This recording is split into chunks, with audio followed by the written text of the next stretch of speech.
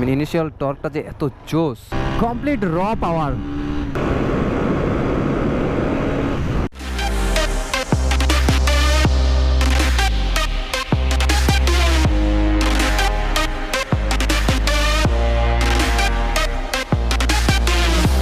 Hello everyone, welcome to my channel Mafic. I hope you guys are doing fine. Right now it's 5:05 and inshallah আজকে এই বাইকটা review করব। বাইকটা হচ্ছে obviously by this time dashboard দেখে হয়তো বুঝতেই পারছেন, it's none other that Lifan KPR 165R, যেটা হচ্ছে EFI version. So first of all বাইকটার ব্যাকগ্রাউন্ডের ব্যাপারে কিছু জানা যাক। বাংলাদেশের লিফান প্রথম লঞ্চ করে হচ্ছে 2015-এ লিফান KPR 150 দিয়ে, দেন 2018-এ এইটার 165R যেটা সেই ভার্সনটা বের করে। অ্যান্ড এটা হচ্ছে দুইটা ভার্সন আসে, একটা হচ্ছে কার্বোরেটেড ভার্সন আর একটা হচ্ছে EFI version, which is this one. And then again কিছুদিন আগে 2019 আই গেস এটার আরেকটা আপগ্রেড আসে, সেটা হচ্ছে NBF 1 থেকে NBF 2 ইঞ্জিন নিয়ে আসে। যদিও স্যাডলি আমাকে আজকে NBF 1টাই রিভিউ করতে হচ্ছে, but I will tell the differences between the NBF 1 and NBF 2 engines. So let's see some B-rolls, then we will talk about the specification of this bike. So let's go.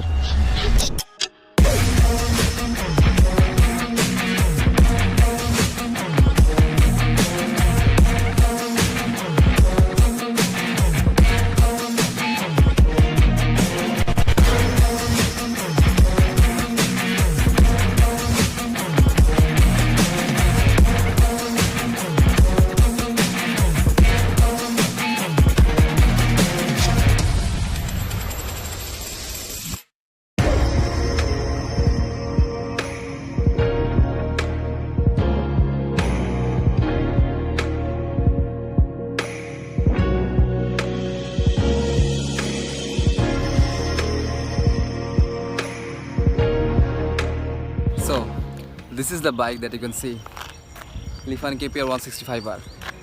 So first of all বাইকটার স্পেসিফিকেশনের ব্যাপারে কিছু জানা যাক, then we will ride this bike.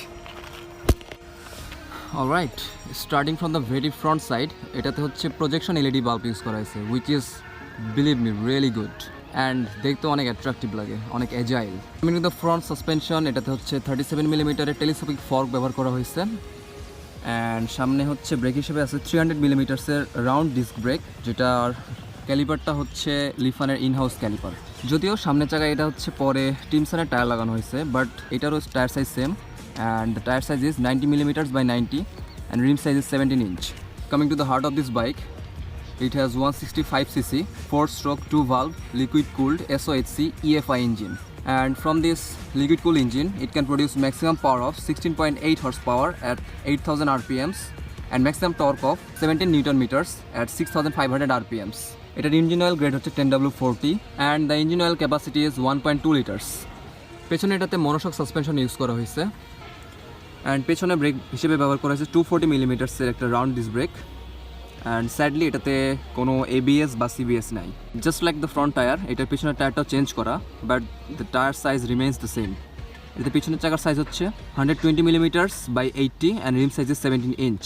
এটাতেও টিমসনের tyre ব্যবহার করেছে, and both are the tyres are tubeless. পেছনে LED টেল ল্যাম্প ইউজ করা হয়েছে, but the indicators are halogen bulbs. By the way, এটা হচ্ছে NBF 1। রাইট নাও বাংলাদেশের মার্কেটে লিফান KPR NBF 2 ইঞ্জিন আসে, বাট আমি যেটা পার্টিকুলারলি রিভিউ করতেছি এটা হচ্ছে NBF 1 ইঞ্জিন। অ্যান্ড অফকোর্স এটাতে হচ্ছে 6-speed গিয়ারবক্স ইউজ করা হয়েছে, which is 1 down 5 up। Lifan KPR-এ স্প্লিট সিট ব্যবহার করা হয়েছে, যদিও rider seat and pillion seat মোটামুটি অ্যাভারেজ হাইটের, হুইচ ইজ গুড। অ্যান্ড এটাতে হচ্ছে 14 লিটার্সের ফুয়েল ট্যাঙ্ক ব্যবহার করা হয়েছে, হুইচ ইজ রিয়েলি হিউজ। বাইকটার হুইল বেস হচ্ছে 1330mm, যেটা একটু বেশি। অ্যান্ড বাইকটার ওয়েট হচ্ছে সারপ্রাইজিংলি 150 kgs, যেটা অনেক বেশি। লিফান KPR অ্যান্ড KPT দুইটা বাইকই একটা জিনিস খুব বেশি ভালো লাগছে, সেটা হচ্ছে এটাতে প্রোডাকশন লাইন থেকেই রেডিয়েটর গার্ড দেওয়াই থাকে, সো আপনাকে আলাদাভাবে লাগাতে হয় না, just like we have to do in GSX-R or CBR or R15 version 3। এটা একটা ভালো add on, that's good. So technical specification বলা শেষ, অ্যান্ড ফার্স্ট অফ অল বাইকটার একটা ওয়াক অ্যারাউন্ড ভিডিও দেই, দেন we will see how does it feel to ride. All right, so what do we have today? This mighty Lifan KPR 165R, and KPR stands for King Power Racing. The thing is, next time আপনি যখন বলতে যাবেন যে China বেশি দিন যায় না, please before that check this Lifan bikes. I mean they have completely changed the stereotypes. China যে বেশি দিন যায় না, I mean এই বাইকটা এই স্টেরিওটাইপটা উঠাইছে। অ্যাকচুয়ালি ভাই it's that much fantastic, brilliant bike. Okay, first of all design ল্যাঙ্গুয়েজের কথা বলা যাক। বাইকটা দেখতে যদিও একটা স্পোর্টস বাইক, বাট দেখতে অনেকটা কম্প্যাক্ট লাগে, মোর লাইক স্পোর্টস ট্যুরের মতো লাগে। যাই হোক, but still it's compact and সামনে ফেয়ারিংটাও বেশ বড় আছে। If you look at the front side, হেডলাইটটা প্রচুর অ্যাজাইল, প্রচুর sharp. And the thing is, এটাতে হচ্ছে প্রজেকশন এলইডি ব্যবহার করেছে। ইন্ডিয়াতে পালসার AS 150 যেটা, ওটা তো প্রজেকশন এলইডি ব্যবহার করেছিল। Then coming to the tank section, ট্যাঙ্কটা বেশ বড় অ্যান্ড সেই সাইড ফেয়ারিং সাথে খুব সুন্দরভাবে ব্লেন্ড ইন করা। আচ্ছা, এটাতে মনে হয় 3টা কালার ভেরিয়েন্ট অ্যাভেলেবল আছে, একটা green, red and blue. Then coming to the muffler of this bike, I mean coming to the silencer ডিজাইনটা একটু ইউনিক, যেটা লিফান KPR 150-তে ছিল এটা একদম স্ট্রেট ছিল, বাট এটাতে একটু কার্ভ দেওয়া, which looks good. But the thing is, বাইকটা সামনে থেকে যেরকম অ্যাগ্রেসিভ অ্যান্ড এজাইল একটা লুক নিয়ে স্টার্ট করছিল, ওভার থ্রু দ্য বাইক পিছনে এসে এটা একদম নাম্ব হয়ে যায়। আই মিন পেছন থেকে দেখতে যদি দেখা হয় খুবই অ্যাভারেজ লুকিং একটা বাইক লাগে।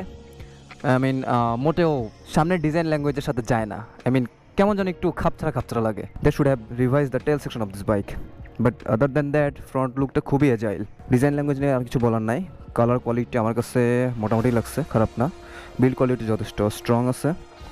So let's on the bike, বিসমিল্লাহ। অলরাইট, আচ্ছা, বাইকটা সিট হাইট হচ্ছে 775 মিলিমিটার্স। আই মিন বাইকটা খুবই নিচু, সো 5 ফিট 2-3 ইঞ্চিস যারা আছে তারাও ইজিলি বাইকটা রাইড করতে পারবে। অ্যান্ড এখান থেকে ট্যাঙ্কটা বেশ বড় লাগতেছে, হিউজ ট্যাঙ্ক লাগতেছে এখান থেকে দেখতে। ও অ্যানাদার থিং হচ্ছে এটাতে সুন্দর দুইটা গ্র্যাব রেল আছে।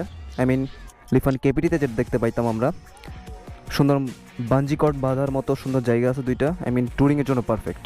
আর আরেকটা জিনিস হচ্ছে এইটার যে লেগ গার্ডটা আছে, শাড়ি গার্ড, এটা পরে এক্সট্রাভাবে লাগানো, বাই স্টক এটা আসে না। বাইকটা হ্যান্ডেলবার হচ্ছে 3 part handlebar. I mean most of the sports বাইকে যেটা দেখা যায়, এখানে বেশ অনেক কয়টা ক্রোম কালার দেওয়া আছে, হুইচ লুকস নাইস। বাইকটার স্পিডোমিটার হচ্ছে সেমি ডিজিটাল, যেটা পার্সোনালি আমার খুব পছন্দের, যেখানে হচ্ছে RPM মিটারটা হচ্ছে অ্যানালগ। দেন এই পাশে হচ্ছে আছে ফুয়েল গজ, দেন এখানে স্পিডোমিটার, এখানে ছোট্ট করে ক্লক, তার নিচে ওডোমিটার, ট্রিপ মিটার, অ্যান্ড একদম ডান পাশে হচ্ছে গিয়ার ইন্ডিকেটরস। আর এই পাশে হচ্ছে টেম্পারেচার ওয়ার্নিং লাইট আছে একটা, neutral warning light, indicators light and high beam low beam. But the main problem is এই স্পিডোমিটার অ্যান্ড আদার রিডিংসগুলো খুবই ছোট, যেখানে RPM মিটারটা বিশাল বড়, বাট এখানে রিডিংগুলো খুব ছোট। তো যাই হোক, it is what it is. So let's start the engine.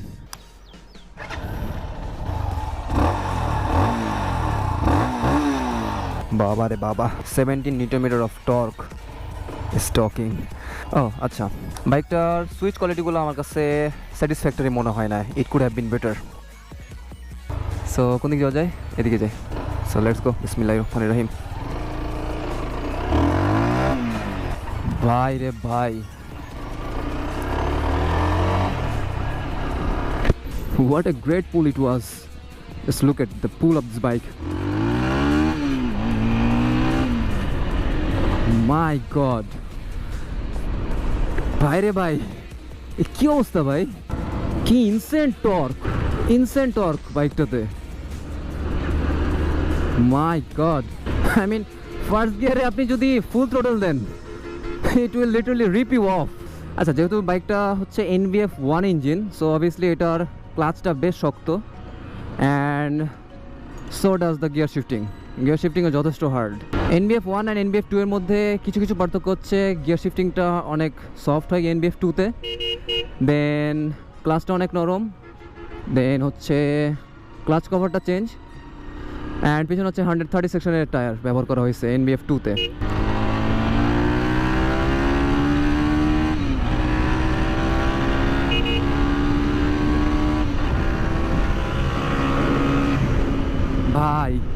ভাই রে ভাই, কি অ্যামেজিং পাওয়ার রে ভাই।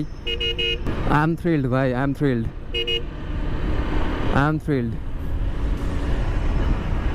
ওয়াও, বাট একটা প্রবলেম, এই যে এখানে যে হচ্ছে ট্যাঙ্ক অ্যান্ড সাইড প্যানেলের সাথে যে পা রাখার একটা পকেট আছে, এই পকেটটাতে আমার পা আটতেছে না। হয়তো যারা হচ্ছে 5 ফিট 10 এর নিচে আছেন, আই গেস তাদের হয়তো কোনো প্রবলেম হবে না, বাট আমার পা রাখতে এখানে একটু প্রবলেম হচ্ছে। আই মিন একটু অ্যাডজাস্ট করে বসতে হচ্ছে। It's not easier, but the power of this bike is superior.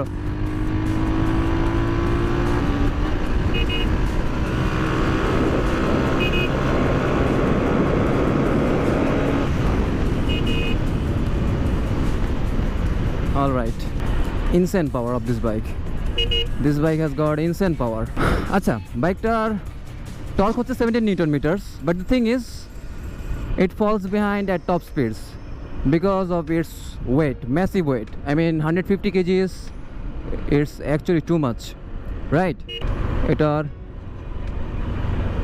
ফ্লিকেবিলিটির ব্যাপারে যদি বলা হয় মোটামুটি খারাপ না, বাট ওয়েটটা ফিল হচ্ছে, ওয়েটটা ফিল করা যাচ্ছে। অ্যান্ড বাইকটার সেন্টার অফ গ্র্যাভিটি হচ্ছে I mean somewhere in the middle আর তার থেকে একটু সামনে, তো যার কারণে মনে হয় আই মিন যখন হচ্ছে বাইকটা জিগজ্যাগ করা হচ্ছে তখন একটু সামনে ঠেলতেছে বাইকটা। Let's talk about the brakes. সামনের ব্রেকের বাইট মোর দ্যান এনাফ, যদিও conventional hydraulic disc brake, but still it's good. Yes, it's good, but পেছনের ব্রেক অ্যাভারেজ, একদমই average. But the initial torque is great of this bike. কি রে ভাই, nice power. I really hope যে, যদিও NBF 2 ইঞ্জিনটা আমি এখনও চালাই নাই, সো আই থিঙ্ক NBF 2টা আর একটু বেশি রিফাইন্ড হবে। আচ্ছা, আরেকটা জিনিস আমার কাছে খারাপ লাগে যে এটার উইন্ডশিল্ড, যেটা যদিও এটা কালো করা বাট বাই স্টক এটা সাদা আসে, উইন্ডশিল্ডটা খুব ছোটো। উইন্ডশিল্ডটা আই মিনস ওপরের দিকে মোটামুটি আছে, বাট সাইডের দিকে আর একটু বাড়াইলে হয়তো উইন্ডটা বেশি ডিফ্লেক্ট করতো, এয়ার টানেলটা একটু বেশি ক্রিয়েট হতো। Then talking about the looking glasses, wide আছে যথেষ্ট, বাট একটু ভাইব্রেট করতেছে because of the engine vibration. খুবই মিনিমাল, একদমই মিনিমাল ইঞ্জিন ভাইব্রেশন, অতটা সিগনিফিক্যান্ট কিছু না। আচ্ছা, talking about the seating position of this bike, বাইকটাতে হচ্ছে I mean Honda CBR 150R যেটা থাই ভার্সন, আই মিন আগের ভার্সন যেটা, ওইটার মতো সিমিলার লাগতেছে আমার কাছে। ঝুঁকতে হয় যেহেতু স্পোর্টস সেগমেন্টের বাইক, একটু ঝুঁকতে হয়, but not that much. R15 version 3 আর GSX-R মতো অতটাও না, ইটস গুড। আচ্ছা, ভাঙাচোরা রাস্তা যেহেতু আছে, let's talk about the suspension. সামনেরটা যথেষ্ট সফট আছে, বাট পিছনেরটা একটু hard, I mean which is necessary, কারণ বাইকটা হাই স্পিড কর্নারিংয়ের ক্ষেত্রে স্টেবিলিটি ধরে রাখার জন্য একটু স্টিফ সাসপেনশন দরকার, যেটা এটাতে আছে। আচ্ছা, coming to the top speed of the bike, বাইকটার টপ স্পিড হচ্ছে I mean according to the YouTube videos, আমি নিজে ট্রাই করি নাই, it's around 142 to 145 kilometres per hour. And believe me ভাই, it's more than enough. I mean যেই বাজেটে আপনি এই বাইকটা পাচ্ছেন, you will get a liquid cooled engine, you will get an EFI fuel system, then a complete sports bike. What else do you need? Look at the rawness of this bike, complete raw power. আচ্ছা, একটা জিনিস খেয়াল করলাম যে up to 90 or 100 kilometres per hour বাইকটা খুবই stable আছে because of the fairings. Up to 7000 and 8000 RPMs সেরকম কোনো ভাইব্রেশন ফিল করা যায় না। ইয়েস, 8000 RPM এর পর হালকা, still it's negligible. NBF 2 engine হলে হয়তো আরেকটু রিফাইন্ড হবে। Let's come to the mileage of this bike. বাইকটার মাইলেজ অন অ্যান অ্যাভারেজ সিটিতে 32 কিলোমিটার্স পার লিটার, হাইওয়েতে at best 37 kilometres per litre পাবেন according to the user of this bike. ও আচ্ছা, এখানে হচ্ছে একটা ছোট্ট RPM লিমিটার আছে। Okay, let's come to the pricing of this bike. বাইকটা যেটা EFI ভার্সন, এটা 165R এর দুইটা ভার্সন পাওয়া যায়, একটা হচ্ছে কার্বোরেটেড ভার্সন আর একটা হচ্ছে EFI ভার্সন। সো কার্বোরেটেড ভার্সনটার দাম হচ্ছে 1,99,000, যেটা EFI version which is this, I mean NBF 2, not this one to be precise. যেটা NBF 2 ইঞ্জিন, ওইটার প্রাইস হচ্ছে 2,10,000। অ্যান্ড অবভিয়াসলি রিসেন্টলি কালকে অথবা পরশু দিন আমি দেখলাম যে হচ্ছে লিফান KPR 150, যেটা 150 এর নতুন ভার্সনগুলো আসছে, which comes with combined braking system CBS, that's a good upgrade. So আমি বলবো যে হচ্ছে আই মিন আমাদের যেই একটা ধারণা ছিল যে চায়না বেশি দিন যায় না, this bike has completely changed it. I mean from 2015, so from that time বাইকটা আই মিন বেশ মার্কেট পাইছে। অনেকে ব্যবহার করে। রিসেন্টলি একজন ভাইয়া 64 ডিস্ট্রিক্ট কভার করছেন with his লিফান KPR. So how can you say that even after 6 years this bike is not good? Actually this bike is good, and this bike has changed the perception of people completely. China বেশি দিন যায় না, এই জিনিসটা আস্তে আস্তে মুছে ফেলতেছে লিফান। বাইকটার রোড প্রেজেন্স আমি বলবো ভালোই আছে, বাট ওই যে একটা জিনিস যে এটার সামনের দিক থেকে যতটা এগ্রেসিভ মনে হয় পিছনের দিক থেকে ততটাই নাম হয়ে যায়। অ্যান্ড পার্সোনালি আমার বাইকটা খুবই ভালো লাগে বিকজ যে প্রাইস রেঞ্জে এত কিছু অফার করতেছে it's more than enough. You are getting a complete racing bike with a liquid cooled engine and which has FI, so actually it's more than enough. So this bike is something special, a game changer bike in Bangladesh I would say.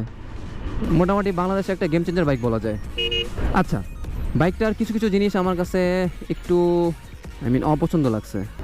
First of all যেটা আমার কাছে খুব বিরক্তিকর লাগে both from লিফান KPR and KPT, পেছনের এই break লিভারটা। এটা কি ভাই, একটা গোল মোটেও ভালো লাগে না। একটু স্পেশাল কিছু দেওয়া উচিত ছিল না? ডিজাইনটা একটু অন্যরকম করা উচিত ছিল না? এটা আমার কাছে মোটেও পছন্দ হয় নাই। লিফান কেপিটিতেও তাই দেখছি আমি। I don't like that. জিনিসটা একটু ডেভেলপ করা উচিত। ইনিশিয়াল টর্কটা যে এত জোস,